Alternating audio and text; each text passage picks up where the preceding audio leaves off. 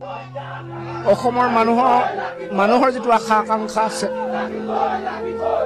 কা বিৰোধী আন্দোলনত মানুহৰ যিটো আৱেগ, সকলো কথাক লক্ষ্য হিচাপে লৈ, এই চিন্তা আৰু আদৰ্শ হিচাপে লৈ মই এই সিদ্ধান্ত ল'ব খুজিছোঁ।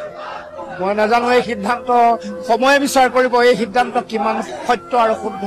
কেৱল মাত্ৰ মই অসমৰ জনগণৰ আৱেগক শ্ৰদ্ধা জনাই ক'ব খুজিছোঁ, এয়া অসমৰ জাতীয় জীৱনৰ কাৰণে মই মাত্ৰ চেষ্টা এটা ল'ব।